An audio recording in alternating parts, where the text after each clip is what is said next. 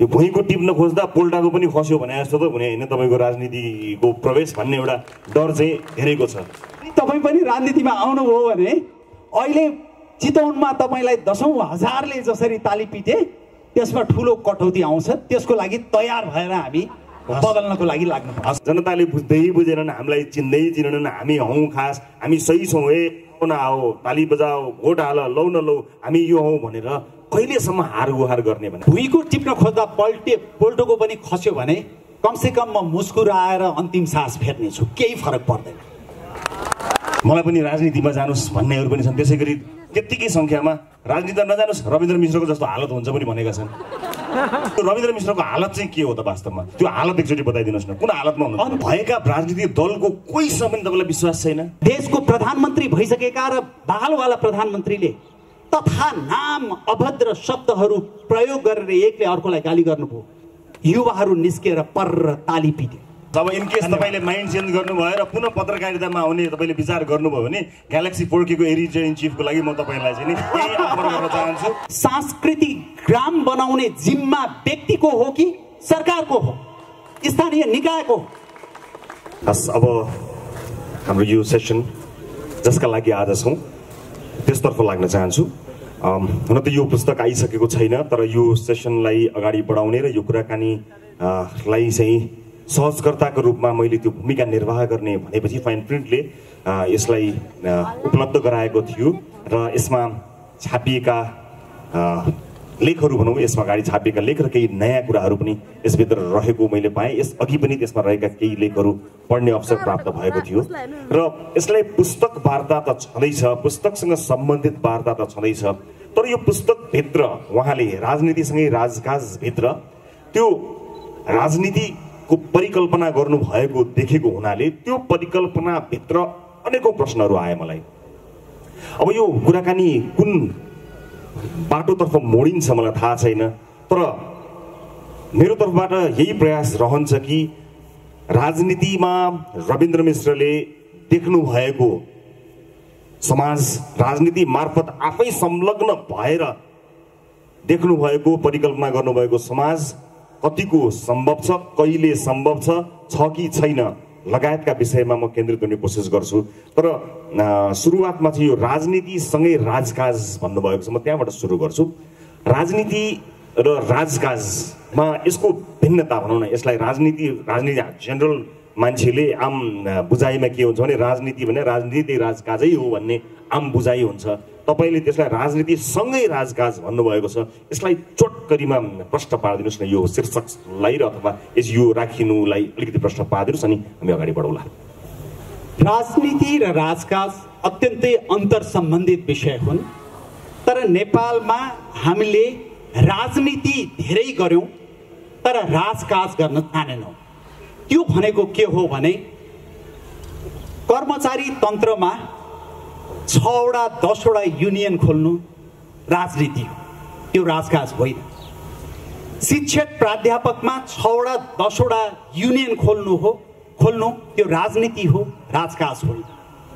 न्याय परिषदमा भागवण्डा गर्नु, संवैधानिक आयोगमा भागवण्डा गर्नु, त्यसपछि सर्वोच्च अदालतमा भागवण्डा गर्नु त्यो राजनीति हो, राजकाज हो। र राजकाज सही ढङ्गबाट गर्ने हो भने सर्वोच्च अदालतलाई सर्वोच्च अदालत भएर काम गर्न दिनुपर्छ, कर्मचारी तन्त्रलाई कर्मचारी तन्त्र भएर काम गर्न दिनुपर्छ, सरकारी वेतनधारीहरूको युनियन खारेज गर्नुपर्छ। र राजकाज गर्नको लागि यही पुस्तकमा पनि मैले उल्लेख गरेको छु, 4-5वटा विशेषता आपसमा अन्तर सम्बन्धित जो रहेछ ती विशेषताहरू हुन नितान्त जरुरी छ। एउटा इमानदारी हुनै पर्यो राजनीतिमा। इमानदारी भएन भने क्षमता मात्रै हुँदा त्यो क्षमता भएको र इमानदारी नभएको व्यक्तिले क्षमतै नभएको व्यक्तिको भन्दा बढी घात गर्दछ। त्यो सँगसँगै क्षमता हुनै पर्यो, सँगसँगै कमन सेन्स अथवा सामान्य सुझबुझ। जस्तो यहाँ कतिपय ठाउँमा वडा अध्यक्षहरूले असाध्यै राम्रो काम गर्नु भएको छ, उहाँहरूले धेरै नपढ्नु भएको होला, तर उहाँहरूको सामान्य सुझबुझ यति इमानदार छ कि उहाँहरूले कसरी त्यो काम गर्ने भन्ने उहाँहरूलाई थाहा छ। सामान्य सुझबुझ तेस्रो गुण हुनै पर्ने रहेछ।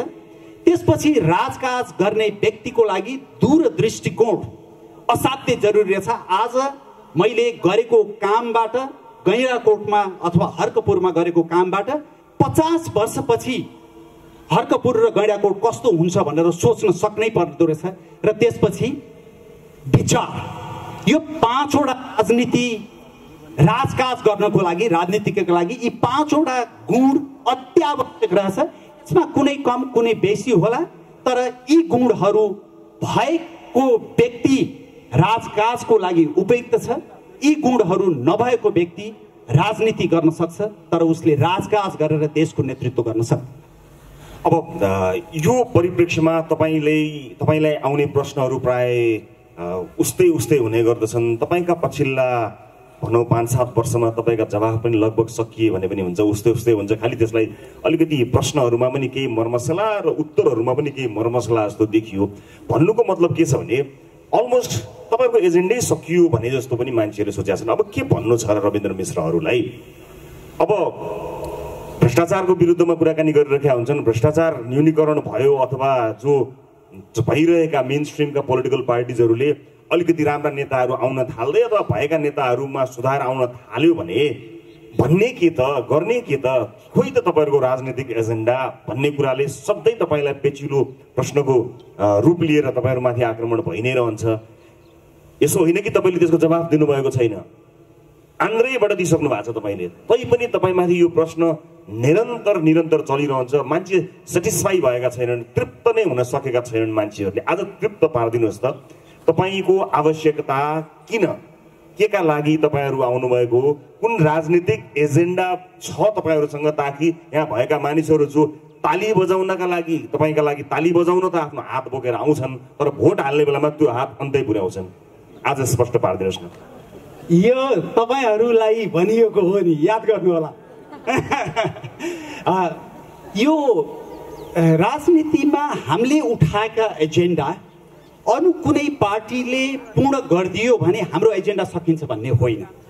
त्यसो हो भने त विकसित मुलुकहरूमा सामान्यतया कैयौं विषयमा एजेन्डाहरू उस्तै हुन्छन्, विकासका एजेन्डाहरू, तर त्यसलाई प्रभावकारी रूपमा कसले लागू गर्न सक्छ भन्ने कुरामा प्रतिस्पर्धा हुने गर्छ।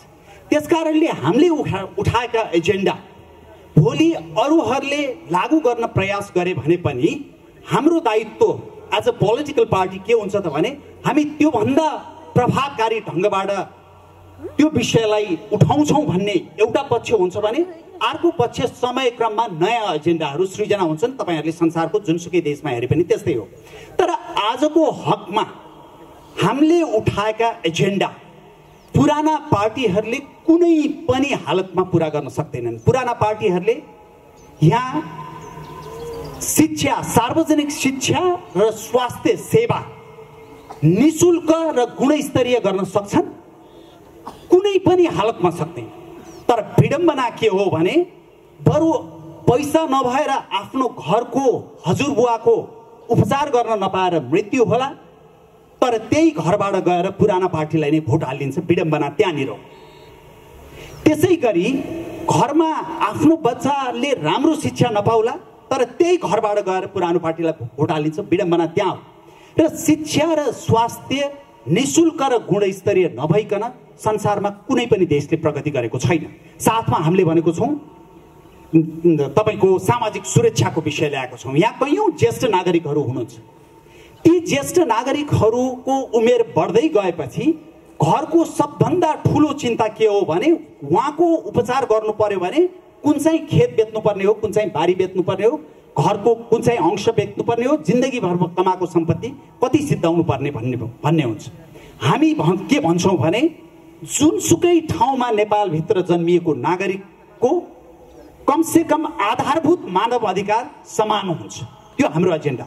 र सँगसँगै हामीले भनेका छौँ भ्रष्टाचार विरुद्धको अभियान र सुशासन, रोजगारी हाम्रा प्रमुख एजेन्डाहरू हुन्। यी एजेन्डाहरू कुनै पनि हालतमा निकट भविष्यमा कसैले पूरा गर्छ भनेर सोच्नु भएको छ भने त्यो सबैको भ्रम हो भन्ने हाम्रो निष्कर्ष हो। अब यो अलिकति महत्त्वका साथ सुनिदिनु होला। म तपाईँलाई केही कुराहरू बताउन चाहन्छु। जस्तो नेपालमा सशस्त्र विद्रोह सुरु हुँदाखेरि मान्छेहरूलाई सपना देखाइएको थियो। इभन किताब कापी यो बुर्जुवा शिक्षा पढ्न पनि पर्दैन, तिमीहरूलाई जागिर मिलाइदिन्छौँ, यो मिलाइदिन्छौँ, खेत तिमीहरूकै हो, तिमीहरूले नै पाउँछौ लगायतका थुप्रै सपनाहरू बाँडिएको थियो। हतियार थमाइएको थियो, कोही हतियारको डरले युद्ध, कोही आफ्नो जीवन सफल हुन्छ होला भनेर अथवा जसले सम्झाए बुझाए तिनलाई विश्वास गरेर आफ्नो जीवनमा आमूल परिवर्तन हुन्छ भन्ने विश्वास लिएर लागे। परिणाम के भयो त्यसको पछाडि गइन नै पर्दैन, परिणाम जे छ त्यही छ। हतियार दिएर गरिएको मानिसलाई परिवर्तन गराउन खोजिएको जुन त्यो एजेन्डा लाद्न खोजिएको अथवा भन्न खोजिएको बुकाउन खोजिएको त्यो अवस्था र अर्को तपाईँहरूले देखाउनु भएको सपना, इमोसनल सपना हतियार जस्तै, त्योभन्दा घातक के भनिरहनु भएको छ भने तपाईँ युवाहरू हो, हामी बनाउँछौँ, हामी गर्छौँ, स्वास्थ्य निःशुल्क, शिक्षा निःशुल्क, हामी मात्र आउनुपर्छ, यो स्वर्ग के हो हामी देखाउँछौँ भन्ने जुन सपना तपाईँले दिनुभएको छ, तपाईँको अर्को क्षेत्रबाट प्राप्त भएको लोकप्रियताबाट लोभिएर मानिस अस्ट्रेलिया जान छोडेर, अमेरिका जान छोडेर अथवा भएको बिहार अथवा भविष्य छोडेर फर्केर आइरहेका छन्। अब त्यो बाचा पुरा गर्ने पूर्वाधार, त्यो विश्वास रविन्द्र मिश्रले भन्यो बाहेक विवेकशील साझा लगायतका वैकल्पिक राजनीतिक पार्टी र तिनका नेताले भने बाहेकका रोडम्यापहरू नदेखिँदा हिजो हतियार बोकाए जस्तै यो विचार र मान्छेलाई सपना बेचेर तपाईँहरू कहीँ यति धेरै तपाईँहरूलाई फलो गर्ने युवाहरूमाथि ठुलो एउटा इन्टेलेक्चुअल अत्याचार भनौँ अथवा इमोसनल अत्याचार त गर्दै हुनुहुन्न। डरलाग्दो सङ्केत मैले देखेको छु। तपाईँले मतलब त्यस ढङ्गले कहिले सोच्नु भएको छ? हामीले यो अर्को माइकको पनि व्यवस्था गर्नु होला, बोलिरहँदा इन्टरप्ट भयो भने त्यो हामीले स्कुलबाट 13-14 वर्षको बच्चाहरूलाई घिसारेर लगेर बन्दुक बोकाएका छौँ। हामीले घरमा किरिया बसेको व्यक्तिलाई ढोकाबाट घिसारेर बाहिर लिएर आएर टुपी काटेका छौँ। हामीले स्कुलमा पढाइरहेको शिक्षकलाई तानेर घिसारेर बाहिर लगेर छातीमा गोली ठोकेका छौँ।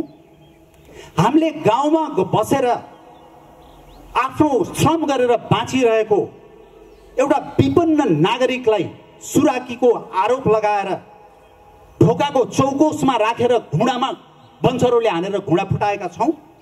हामीले के गरेका छौँ?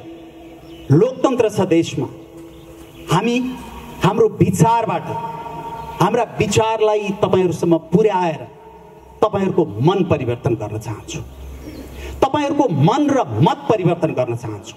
र संसारभरि लोकतन्त्रमा हुने त्यही हो, त्यसलाई इमोसनल ब्ल्याकमेल भनिँदैन। यो कुरा तपाईँहरू सबैले बुझ्न जरुरी छ। र त्यसको लागि हामीले रोडम्याप के छ भन्दाखेरि यो छोटो 45 मिनट 1 घण्टाको सेसनमा सम्पूर्ण कुराहरू गर्न सम्भव नहोला, तर हामीले भनेका छौँ यो देशमा सार्वजनिक शिक्षा निःशुल्क र गुणस्तरीय गर्दा कसरी भनेर हामीलाई धेरैले प्रश्न गर्नुहुन्छ। सबभन्दा पहिला सांसदहरूलाई ठेकदार बनाउने गरेर दिएको सांसद विकास कोष तपाईँले काट्नुभयो भने 5 वर्षमा लगभग 1 खरब रुपियाँ बच्छ र 1 खरब रुपियाँले झन्डै 500वटा गुणालीकण्ठ शैलीको स्कुल बन्छ। गर्न सकिँदैन? सरकारले आज हामी उन्नति सांस्कृतिक ग्राममा बसेर यो कार्यक्रम गर्दैछौँ। सांस्कृतिक ग्राम बनाउने जिम्मा व्यक्तिको हो कि सरकारको हो, स्थानीय निकायको? म हिजो विनोदजीसँग कुरा गर्दै थिएँ, उहाँसँग मैले भने सोलमा जानुभयो भने सोल दक्षिण कोरियाको राजधानी एकदम आधुनिक सहरमा रूपान्तरण भयो, तर उनीहरूले एउटा क्षेत्रमा यसै गरी सांस्कृतिक ग्राम बनाएर सम्पूर्ण परम्परालाई सुरक्षित राखेका छन्। र म छक्क केमा परे भने त्यहाँ डोको छ, नाम्लो छ, जाँतो छ, तपाईँको चाल्लो छ, सबै नेपालमा ढिकी छ, सबै छ। अब भोलि यस्ता किसिमका कामहरू गर्ने सरकार हामीलाई चाहियो कि चाहिएन? हाइवे बनेको छ, त्यो बाटोमा जति इन्चको पिच गर्नुपर्ने हो अन्तर्राष्ट्रिय मापदण्ड अनुसार त्यति इन्चको पिच गर्ने इमान भएको नेतृत्व हामीलाई चाहियो कि चाहिएन? यो कुरा गर्दा इमोसनल ब्ल्याकमेल भन्ने होइन। र यो कुरा मतदाताले नै बुझ्दिएन भनेदेखि रविजी यो दोहोरो हुन्छ। हामी हाम्रो तर्फबाट इमानदार प्रयास गर्छौँ र मैले त कहिलेकाहीँ भन्ने गरेको छु, मेरो आँखामा हेरेर भन्नुहोस् कि म खराब मान्छे हुँ भन्नुहोस्, हामी खराब मान्छे हौँ भन्नुहोस्, होइन भने सही मान्छे हो भने हो हाम्रो त सहयोग छ तपाईँहरूलाई, तपाईँहरू अगाडि बढ्नुहोस्। तर के गर्ने, हाम्रो त बाबुबाजेदेखि हामीले काङ्ग्रेस र कम्युनिस्टलाई भोट दिएर आएको, हाम्रो भोट चाहिँ अन्त दिन मिल्दैन है भन्नुभयो भने हामीले सामूहिक रूपमा यो उद्देश्य हासिल गर्न सक्दैनौँ। दुवैतर्फको त्यत्तिकै बलियो प्रयासको आवश्यकता पर्छ। अब रविन्द्रजी, तपाईँको भन्दा पनि अझ आक्रोशमा, तपाईँको भन्दा पनि अझ जोसमा, तपाईँको भन्दा पनि अझ स्पष्ट रूपमा नेपाली जनतालाई विभिन्न समयमा विभिन्न राजनीतिज्ञहरूले आफ्ना कुराहरू राखेकै हुन्, अझ जोरदार तरिकाले, अझ फुल एजेन्डा सहित, अझ फुल एनर्जीका साथ राखेकै हुन्। तर आज त्यो भनाइलाई विश्वास गरेर आएका नेपाली जनताले जे पाए, तपाईँहरूको चरित्रमा शङ्काको सुविधा त छ होला, किनभने तपाईँ सत्तामा पुगिसक्नु भएको छैन। तर पुग्नु अगाडि नै एउटा दुईटा अध्यक्ष राख्नै पर्ने एउटा मान्छे मिलाउन सक्नुहुन्न।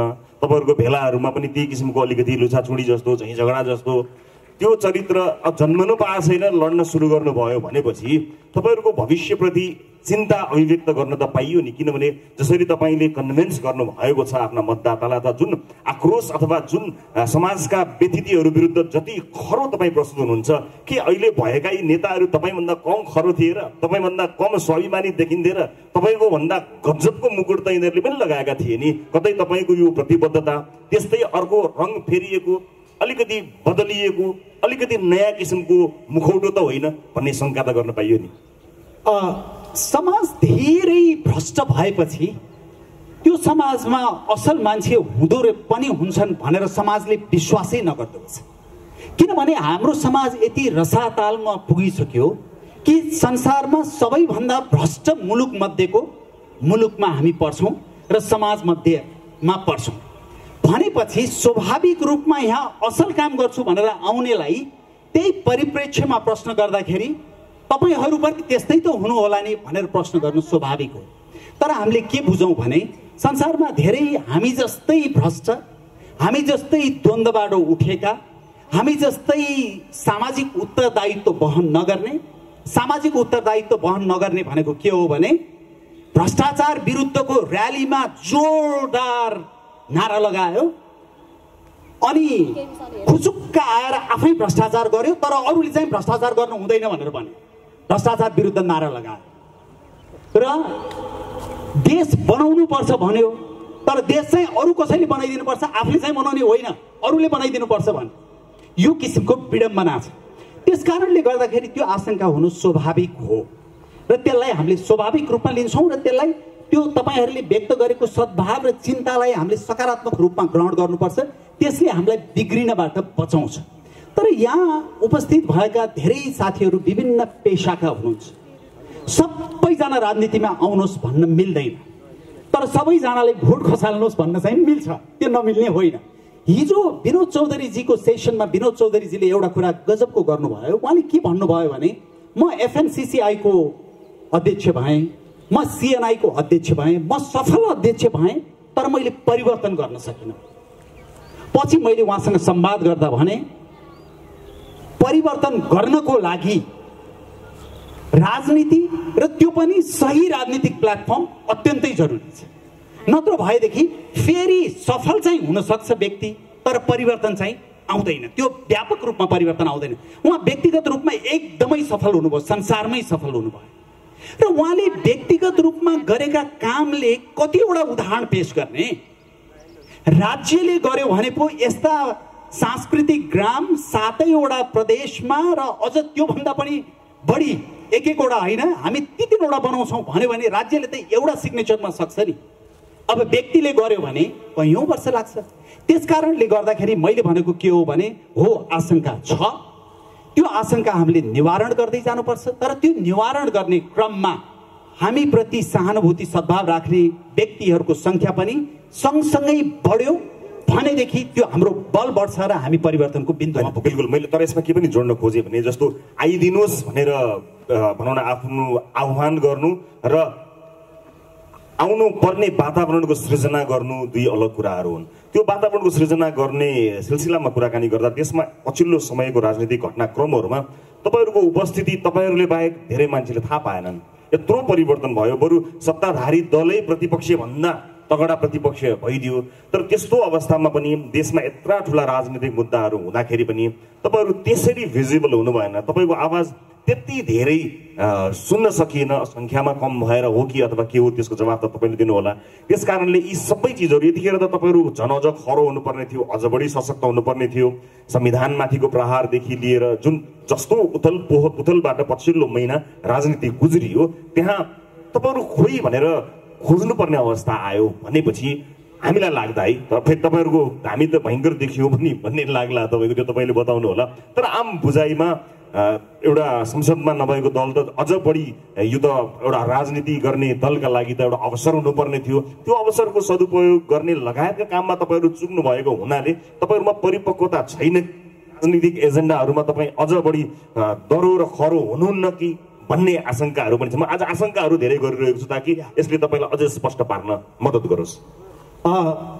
यो राम्रो कुरा सिला खोजे चाहिँ खोज्नुपर्ने समाज रहेछ। हाम्रो बागमती प्रदेशमा 3 जना सांसदहरू हुनुहुन्छ।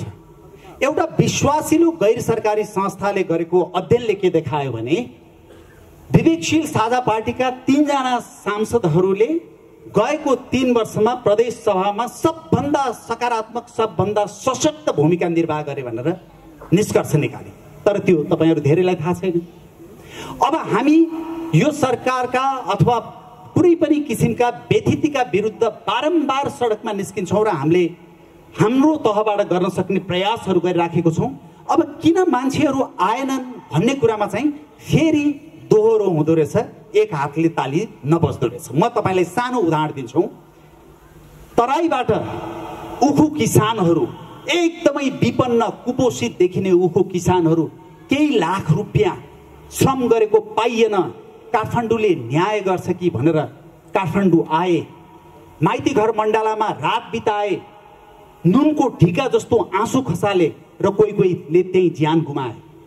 हामीले विवेकशील साझा पार्टीले हामीले भन्यौँ आउनुहोस् न, उहाँहरूलाई साथ दिउँ, उहाँहरूको मनोबल बढाउँ, उहाँहरूले आफूले श्रम गरेको पैसा पाउनुपर्छ भन्दा 2-3 दर्जन भन्दा बढी त्यहाँ युवाहरू देखा परेनन्।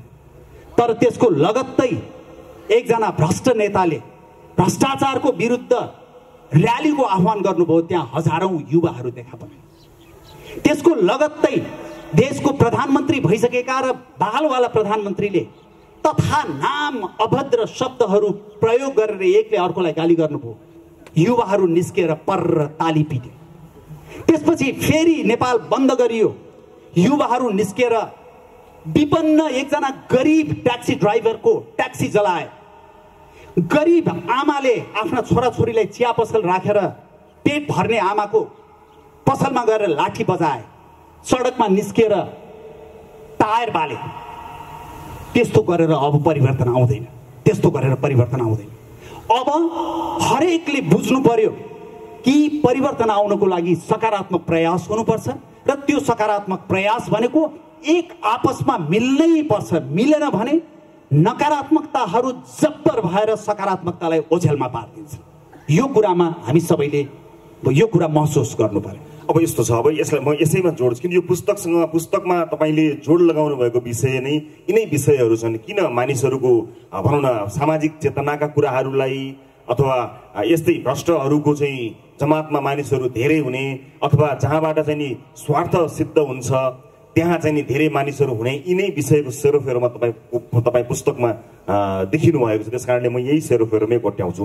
अब भोलि तपाईँलाई चुनावमा पनि जनताले पाखा लगाइदिए भने यही भन्ने, अब जनतामै चेतना पुगेन, मान्छेहरूले हामी जस्तोलाई चिनेन, त्यही भ्रष्टलाई भोट हाले, त्यही चिजलाई गरे भने चाहिँ अल्टिमेट त त्यही नै हो। यो ब्लेम पब्लिकको चेतनामा ब्लेम गरेर जनताले बुझ्दै बुझेनन्, हामीलाई चिन्दै चिनेनन्, हामी हौँ खास, हामी सही छौँ, ए न आओ ताली बजाओ भोट हाल, लौ न लौ हामी यो हौँ भनेर कहिलेसम्म हारगुहार गर्ने भने त्यस कारणले नै तपाईँहरूको पोलिटिकल एजेन्डा भएन कि भनेको हुन् कि भने जस्तो मलाई लाग्छ है। किनभने समाजको चेतना जस्तो छ त्यो अनुसारले तपाईँले आफ्ना गतिविधिहरू सञ्चालन गर्ने हो, चाहे राजनीतिक होस् चाहे सामाजिक होस्। तर आफ्ना गतिविधिहरू सफल अथवा असफल हुनुका पछाडि, विशेष गरेर असफल हुनुका पछाडि अथवा अर्धसफल हुनुका पछाडि भिडलाई, पिपुललाई, भोटर्सलाई, समाजलाई र त्यो समाजको चेतनालाई कहिलेसम्म दोष दिइरहने भने? दोष दिने होइन, तर कहिलेकाहीँ तपाईँको रूपमा पनि केही विषयहरू ढोका खोलेर देखाउनै पर्छ। ढोका बन्द राखेर देखिँदैन। यहाँ भित्र के छ भन्ने कुरा बन्द ढोकाबाट कसैले पनि देख्दैन। र त्यो देखाउनको लागि कहिलेकाहीँ त्यसमा जब्बर भोटे तालचा लगाइएको छ भने त्यो भोटे तालचा तोड्न गाह्रो हुन्छ र त्यसलाई घनले हिर्काउनुपर्छ। त्यसै कारणले मैले अघि पनि भने यो दोहोरो प्रयास हो। देश बदल्ने भनेको यो कुनै ठाउँमा सामाजिक क्लब चलाएको जस्तो होइन, सामाजिक संस्था चलाएको होइन। यसमा हामी सबै मिल्नुपर्छ र त्यो मिल्नको लागि कहिलेकाहीँ होइन तपाईँहरूको साइडबाट पनि यस्तो भइरहेछ। जसरी अघि मैले भने युवाहरूले ट्याक्सी पनि चलाइरहेछन्, युवाहरूले त्यो टायर पनि बालिरहेछन्, युवाहरूले गरिब महिलामाथि लाठी पनि प्रहार गरिरहेछन् भन्नु दोष दिएको होइन। नगर्नुहोस्, त्यसो गरेर परिवर्तन आउँदैन भन्न खोजेको। त्यसै कारणले गर्दाखेरि यो दोहोरो हुन्छ। उहाँहरूलाई दोष दिने कुरै छैन।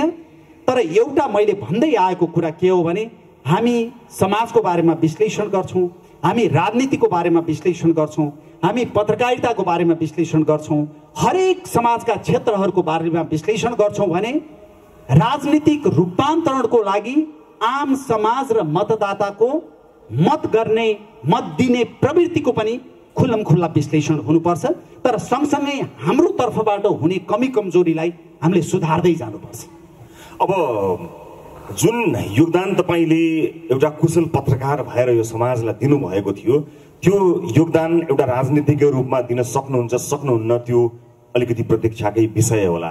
तर यो समाजलाई अझै बढी चेतनाको आवश्यकता छ।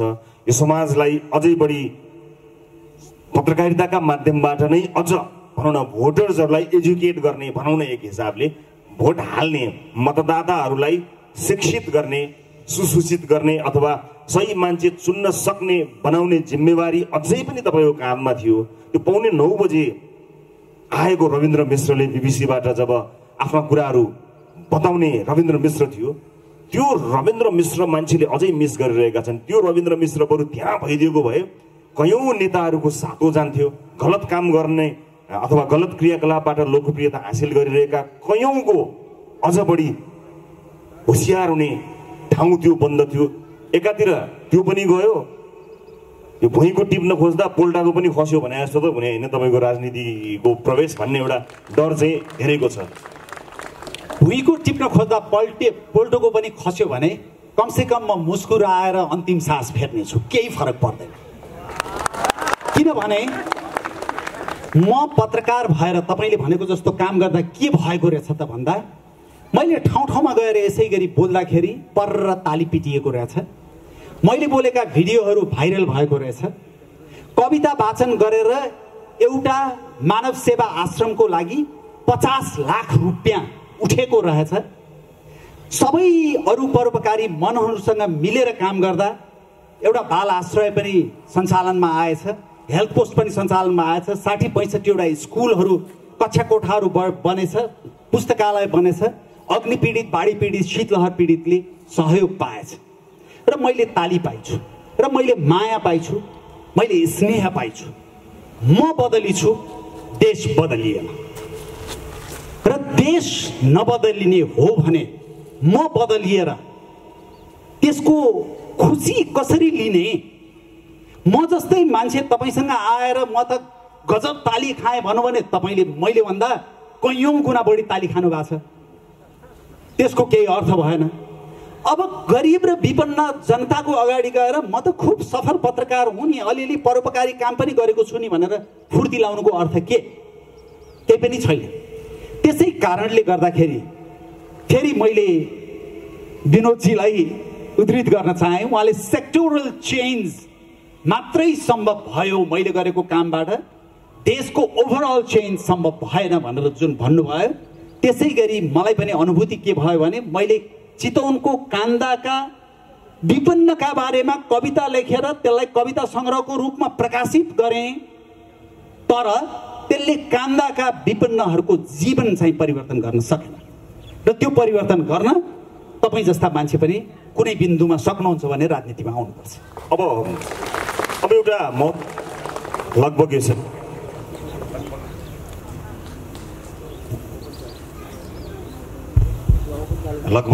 यो सेसनको अन्त्यतिर नै आइएको छ। एउटा महत्त्वपूर्ण कुरा जस्तो एउटा युवाहरूको ठुलो जमात विवेकशील साझा जसको संयोजक तपाईँ हुनुहुन्छ, तपाईँसँग हुनुहुन्छ, जुन भिजनका साथ युवाहरूलाई जुन एउटा सपना भनौँ अथवा जुन एउटा लक्ष्य तपाईँले देखाइरहनु भएको छ त्यसमा त साथीभाइहरू लागि नै परिरहनु भएको छ। यसो सम्झिनुहोस् न, भर्खरै संविधान प्राप्त भएर एउटा व्यवस्था अगाडि बढ्दै गरेको अहिलेको भनौँ राजनीतिक परिवेश छ।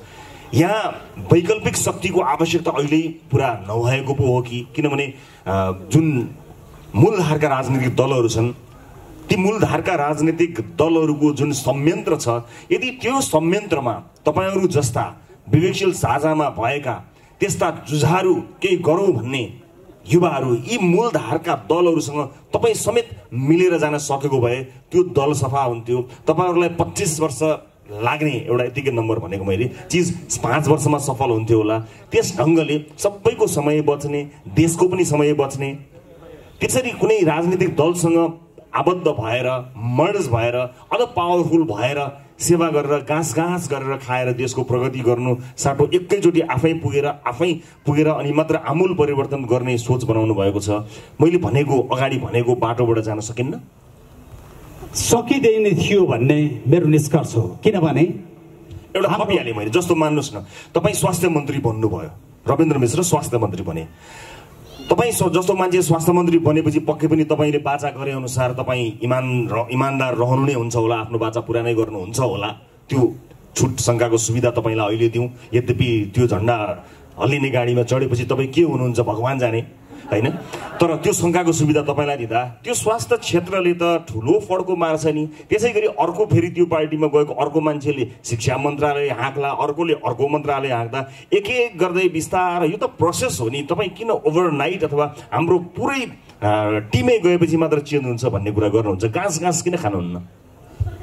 स्वास्थ्य मन्त्री हुने कति महिनालाई हुने, अनि कति महिनालाई भएको स्वास्थ्य मन्त्रीले कति परिवर्तन गर्ने र त्यो चाहे अनुसारको परिवर्तन गर्ने बाटोमा प्रधानमन्त्रीले हामीलाई ठुलो आर्थिक सहयोग गर्ने व्यापारीले खोलेको अस्पतालको सम्बन्धन चाहिँ तपाईँले रोक्न पाउनुहुन्न भनेर भन्यो भने के गर्ने?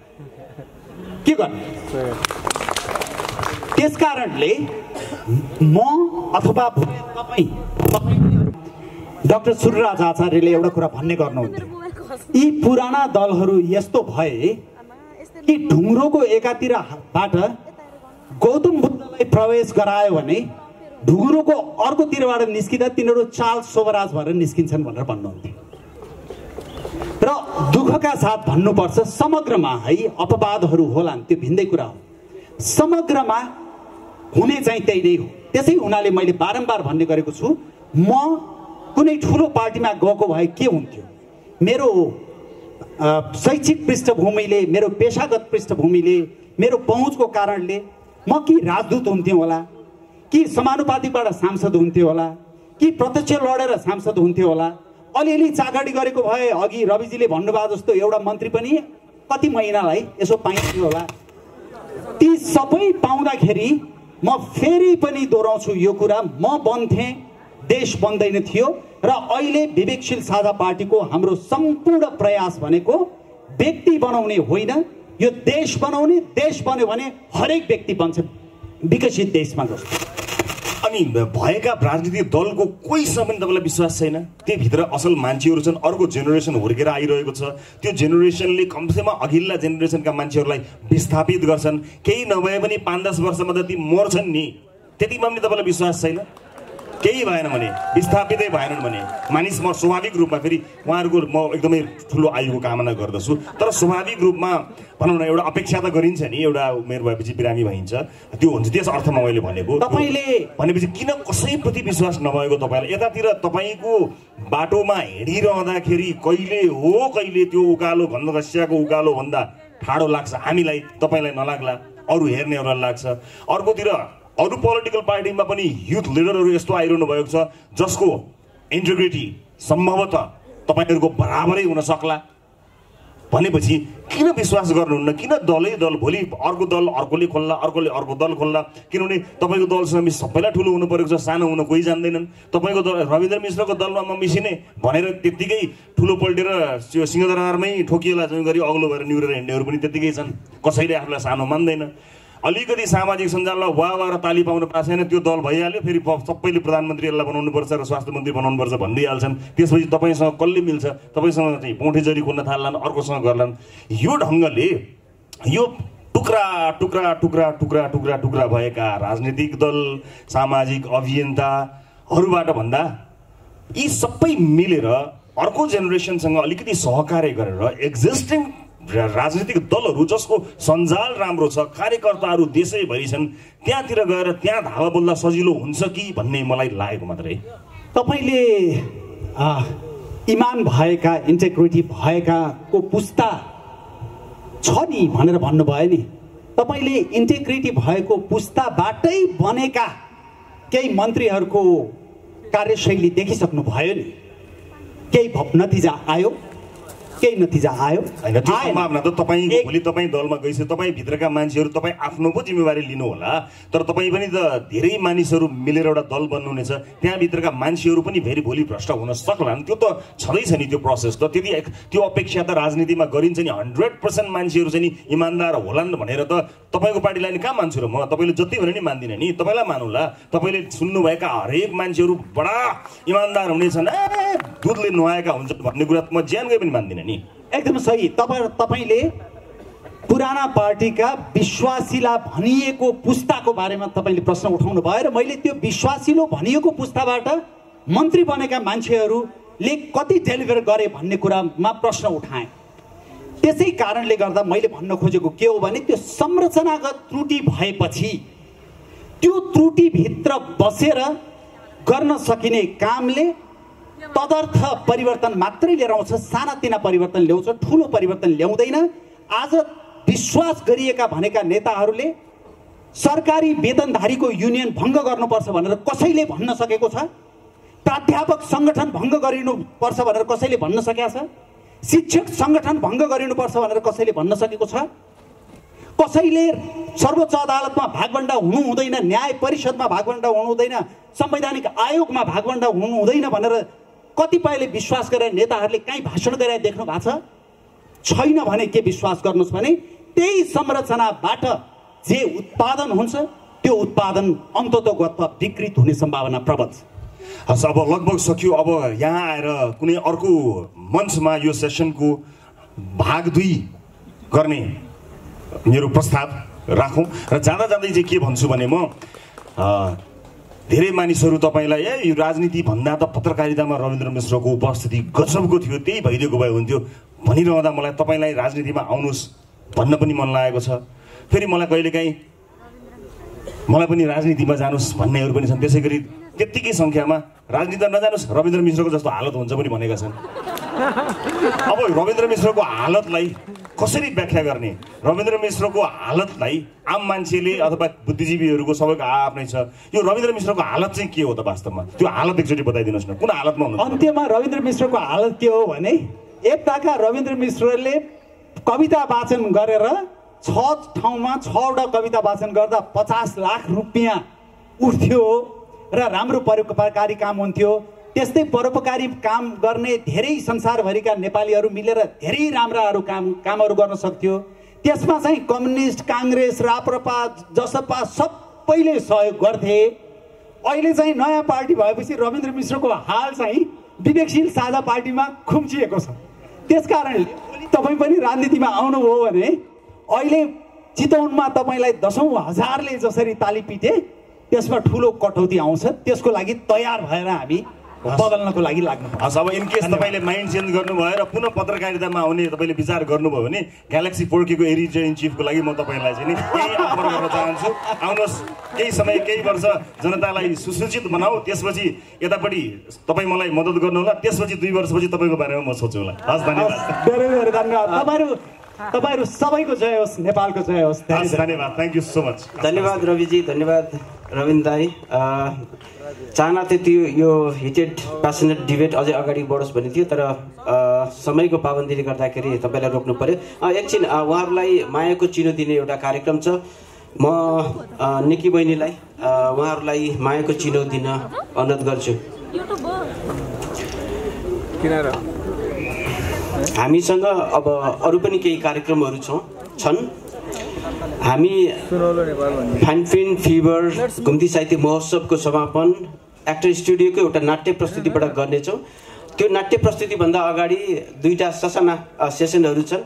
अबको सेसनका लागि म प्रकृति भट्टराई बस्नेत र सुरेश बडाललाई उपस्थित सम्पूर्ण महानुभावहरूमा नमस्कार र यो सत्रमा म स्वागत गर्न चाहन्छु। त्यसै गरी तपाईँहरूसँगै रविन्द्र मिश्रज्यूलाई पनि सँगै स्वागत गर्न चाहन्छु। र यो सत्र सुरु गर्नुभन्दा पहिला मेरो हातमा पुस्तक छ। यो नयाँ पुस्तक जसको विमोचन भएको छैन, हुनेवाला छ। यसको कभर त कहीँ न कहीँ कतै तपाईँले देख्नु पनि भएको होला, तर यसका लेखक स्वयं रविन्द्र मिश्रले भने यसलाई देख्नु भएको छैन रे। देख्दै चाहिँ पहिलोपटक हुनुहुन्छ, तर यो अनावरण पनि होइन। यसबारे म जानकारी गराउँछु, तर त्योभन्दा पहिला एउटा राम्रो जानकारी म यहाँहरूलाई दिन चाहन्छु। महत्त्वपूर्ण जानकारीबाट सुरुवात गर्न चाहन्छु। रविन्द्र मिश्रको पुस्तकसँग सम्बन्धित, अब उहाँको आउन लागेको पुस्तकसँग सम्बन्धित, राजनीतिसँगै राजकाज पुस्तकसँग सम्बन्धित र त्यसैको घेराभित्र त्यसैको वरपर रहेर आजको कुराकानी अगाडि त बढ्छ। तर त्योभन्दा पहिला यो उहाँको 4थो पुस्तक हो भन्ने जानकारी गराउँछु। र यसभन्दा अगाडि भएका जति पनि पुस्तकहरू निस्किएका थिए त्यसको लेखकत्वमा लाग्ने कर काटेर उहाँले 11 लाख मितेरी फाउन्डेसनका तर्फबाट एउटा अत्यन्त विपन्न चेपाङ समुदाय कार्यरत हो यो मितेरी फाउन्डेसनलाई प्रदान गर्नुभएको छ। चितवनकै कान्दा स्थित यो चेपाङ अत्यन्तै विपन्न चेपाङ समुदायलाई प्रदान गरिएको छ। यसको जानकारी जसलाई भइसकेको छ उहाँहरूलाई थप जानकारी भयो र जसका लागि यो नयाँ जानकारी छ। साँच्चै नै यो एउटा अत्यन्तै तारिफ योग्य कार्य भएको छ। कर काटेर उहाँले 11 लाख दिनुभएको छ र त्यो सँगसँगै आज फेरि मितेरी फाउन्डेसनलाई उहाँले थप 1,11,000 दिएर सुरुवात गर्न चाहनु भएको छ। म मितेरी फाउन्डेसनका महासचिव राधेश्याम खतिवडाजीलाई म यहाँ स्टेजमा बोलाउँछु र यो अब 1,11,000 को चेक उहाँले फेरि हस्तान्तरण गर्दै हुनुहुन्छ। र फेरि पनि भन्छु, यो लेखकत्वमा लाग्ने कर काटेर लेखकले आफूले कर तिरिवरी प्राप्त गरेको रकम उहाँले प्रदान गर्नु भएको हो र यो अत्यन्तै विपन्न चेपाङहरूका लागि उपलब्ध गराउनु भएको हो। म एकपटक यो ग्रहण गरिदिनु हुनुको निमित्त राधेश्याम खतिवडाजीलाई अनुरोध गर्न चाहन्छु, जो मितेरी फाउन्डेसनका महासचिव पनि हुनुहुन्छ र आफैमा एक पत्रकार पनि हुनुहुन्छ। म उहाँलाई यहाँ स्वागत गर्दै अनि त्यसपछि हाम्रो सेसनमा लिएर जान चाहन्छु।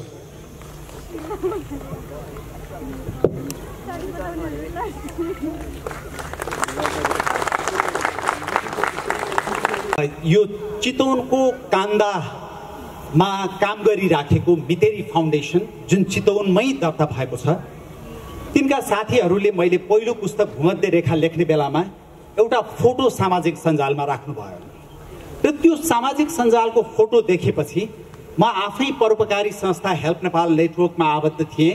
तर मलाई के लाग्यो भने कहिलेकाहीँ आफ्नै संस्था मात्रै होइन, अरूले गरिराखेको राम्रो काममा नि सहयोग गर्नुपर्छ भनेपछि मैले लेखकको रूपमा प्राप्त गर्ने पारिश्रमिकहरू जति पनि परोपकारी गतिविधिमा खर्च गर्दै आएको थिएँ, मैले मेरो पुस्तकबाट प्राप्त गर्ने रोयल्टी चाहिँ त्यो मितेरी फाउन्डेसनलाई दिन्छु भनेर पुस्तकमा पनि लेखेँ। र अघि रविजीले भन्नुभएको जस्तै आजसम्म 11 लाख रुपियाँ उहाँहरूलाई हस्तान्तरण गरिसकेको रहेछु। यो पुस्तक लेखेर प्राप्त भएको लेखक कष्टबाट र आज 1 लाख जोड्दा 12 लाख भयो र त्यो 12 लाखबाट उहाँहरूले त्यो कान्दा गाउँमा एकदमै राम्रो कामहरू गर्नुभएको छ। जुन गाउँमा खान नपाएर कतिपय स्थितिमा बालबालिकाहरूको मृत्यु हुने गर्छ र एउटा घटनामा कस्तोसम्म भएको छ भने 3 दिन 4 दिनसम्म एउटा 4-5 वर्षको बालकले केही पनि खान नपाएपछि भोकमा छटपटाएर बगैँचामा गएर घाँस लुछेर खाँदाखेरि त्यो घाँस अड्किएर त्यो बालकको मृत्यु भएको छ र त्यस्तो ठाउँ हाम्रै देशमा छ। र त्यसपछि मैले यो रविन्द्र मिश्रका कवितामा चितवनका कान्दा भन्ने एउटा कविता लेखेको रहेछु। त्यो कविता म वाचन गरेर सुनाउँछु, जसले मलाई किन राजनीतिमा आउन प्रेरित गर्यो भन्ने कुरालाई एउटा कन्टेक्स्ट सेट गर्छ। कविताको शीर्षक कान्दाका चेपाङ। माथि सबै उदाङ्ग ती चाउरिएर लत्रिएका स्तनहरू, सुकेका दुधका मुन्टाहरू, स्याप्पै बसेको पेटबाट तलतिर एक सरो कपडाले छोपेको लाज, गए राति भोकै सुतेर बिहानैदेखि औँला चुसेर टोलाइरहेका सर्वाङ्ग नाङ्गा ती शिशुहरू, ती वर्षौं वर्षदेखि मेरो अध्ययनका विषय, अनुसन्धानका आँकडा, रचनाका रङ र परिचयका अङ्ग बनेका छन्। फेसबुकमा प्रदर्शित तिनको चित्र हेरेपछि पो थाहा पाएँ तिनको नाममा बदलिएको सिर्फ म रहेछु। ती त हिजो जे थिए आज पनि त्यही छन्, कान्दाका चेपाङहरू। धेरै धेरै धन्यवाद। अब फेरि यो अब हामी के गर्दैछौँ भन्ने कुरा रविजीलाई पनि थाहा छैन। त्यो चाहिँ के हो भने मैले भनिहालेँ, यस स्थिति जुन कवितामा मैले गरेको छु त्यो स्थितिले नै हो मलाई राजनीतिमा संक्रमण गर्न प्रेरित गरेको। तर अहिले म जुन किसिमको राजनीति गरिराखेको छु त्यो राजनीतिको मूल ध्येय भनेको यहाँ उपस्थित युवाहरू जो हुनुहुन्छ उहाँहरूको जीवनमा परिवर्तन ल्याउनु सकियो भने आफ्नै जीवनमा पनि ल्याउने हो, देख्ने हो, हेरेरै मर्ने हो। तर पनि यहाँ धेरै युवाहरू हुनुहुन्छ जसको जीवन अझै पनि सम्भवतः 55, 60, 65 वर्ष तपाईहरूले यो देशमा बिताउनु पर्छ र ती युवाहरूको लागि आज हामी जे प्रयास गरिराखेको छौँ त्यसैको परिप्रेक्ष्यमा रातसँगै राजका जुन पुस्तक अहिले प्रकाशित भयो हो, तर यसको सार्वजनिक विमोचन चाहिँ 1-2 हप्तापछि गर्ने भनेर प्रकाशकहरूले भन्नुभएको छ। तर त्यो पुस्तक म 2 जना 3 जना युवाहरूलाई त्यो पुस्तक आज हस्तान्तरण गरेर यो कार्यक्रम सुरु गर्न चाहन्छु। बिल्कुल। र ती युवाहरूमा सबभन्दा पहिला एकजना यहाँ प्रकृति भट्टराई बस्नेत भन्ने युवा हुनुहुन्छ। उहाँ सामाजिक राजनीतिक अभियानकर्ता हो, भर्खरको युवा हुनुहुन्छ र उहाँ जस्तो मान्छेले राजनीतिमा चासो लिनु पर्यो र सकारात्मक राजनीतिमा, परिवर्तनकारी राजनीतिमा चासो लिनु पर्यो। त्यसै गरी यहाँ अर्को विवेकशील साझा पार्टीसँगै सम्बन्धित विवेकशील साझा पार्टीको अर्को केन्द्रीय सदस्य हुनुहुन्छ पवित्र थापा। उहाँ आफ्नो पेशा छोडेर देश बनाउँछु भनेर अहिले राजनीतिमा लाग्नु भएको छ उहाँ। र अर्को मेरो एकजना साथी भेटिनु भएको थियो प्रमुख मगर। उहाँहरू 3 जनालाई यहाँ स्टेजमा यो राजनीतिसँगै राजकाज पुस्तक लिदिनको लागि आउन म अनुरोध गर्छु। मेरै हातमा यो पुस्तक परेको छैन आजसम्म। सबैभन्दा पहिला म त्यो पुस्तक तपाईहरुलाई हस्तान्तरण गर्न चाहन्छु।